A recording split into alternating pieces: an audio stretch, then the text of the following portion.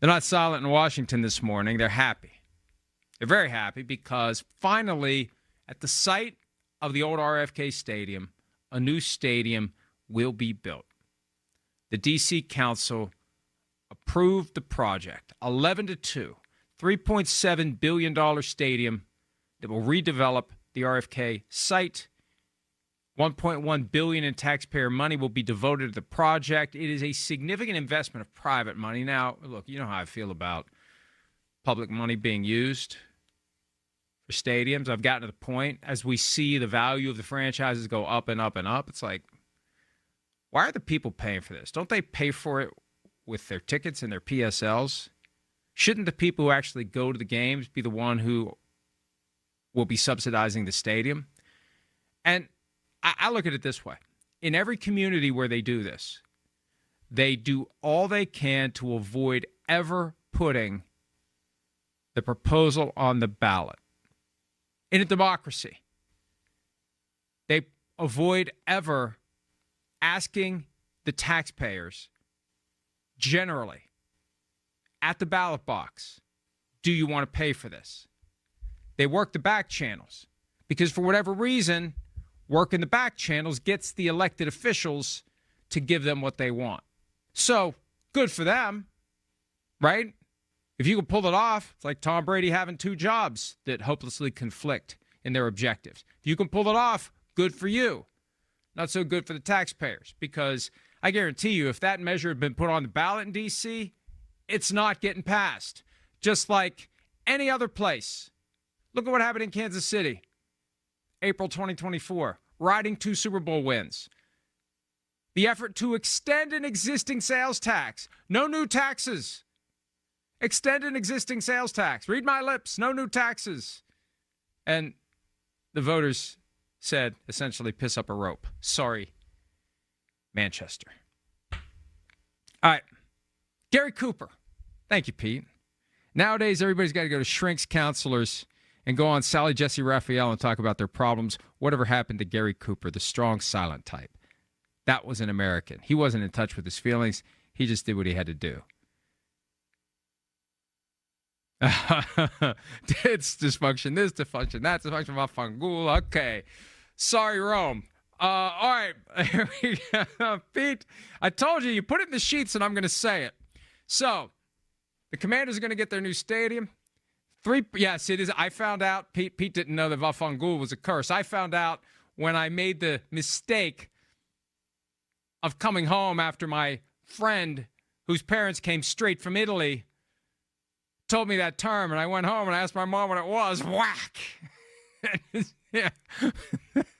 Man, I didn't know. It wasn't like Ralphie. Ralphie knew what the F word was. Flick. Was it Flick? It was Schwartz. Schwartz got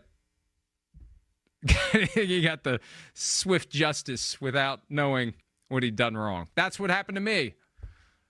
Dysfunction this, dysfunction that, dysfunction of All right, here we go. By the way, 2030 is the targeted completion date. There was this urgency that was baked into getting this done. We got to get this done because they want to host matches for the Women's World Cup. There's a Rugby World Cup. They want to have a Super Bowl. You know, we're bringing all this money. And I have a feeling that when they calculate figures like that, somebody's putting their thumb on the scale somewhere to make it look better. Haven't we learned? Haven't we learned to be on the lookout for BS anywhere and everywhere? People will pump up numbers to suit their objectives. It's unavoidable. And it's expected. It's almost like you need to carry around a special calculator that takes the number that someone gives you and factors in the bull crap and gives you the real number. Because everything is inflated. Everything. You can't believe anyone when it comes to those things. You just can't. When in Rome.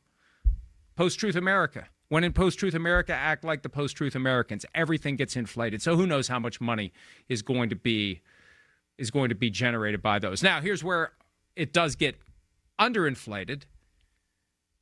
The price tag, I guarantee you, $3.7 billion, I guarantee you the final price of that project is going to be higher than $3.7 billion. And one of the trends that's happened in recent years, and good for the cities that do this, Overages, teams got to pay for it. We're not paying for it. Our expenditure is finite and fixed. You're the one. If it goes over, we're not going to share it. We're not going to go 60, 40, 80, 20. You pay all of it. It's 100-0. You're the one that put the numbers together. It's kind of like the public bodies acknowledge and understand the possibility of downward BS, not upward. Usually it's upward. Here's a number that they want to be smaller because they want to convince us to give a contribution. If it's more than what you're saying, you pay for it because they know it's more than what they're saying, or it's going to be more than what they're saying. So, Commanders get their stadium. Will they have their quarterback on Sunday when the Raiders come to town for a Super Bowl 18 rematch? A lot of Super Bowl rematches this year, and really, the more Super Bowls get played, the more different combinations of AFC, NFC teams, the more inevitable it's going to be that those teams will continue to cross paths. But it is the game. Marcus Allen did that great run where he changed directions, caught behind the line, and shot out of a cannon. And that was the game where the Jack Squirick interception was the play at the end of the half. Squirick remembered when they played Washington during the regular season, they were trying to get in field goal range with a little screen pass. Remembered they did it, spotted it, picked it off, touchdown, night-night. Back in the days when Super Bowls were over by halftime, like they were, and it was in February of this year between the Eagles and the Chiefs. Hi, it's Mike Florio. Thanks for watching PFT on YouTube. Hit subscribe for the latest news and analysis from Pro Football Talk.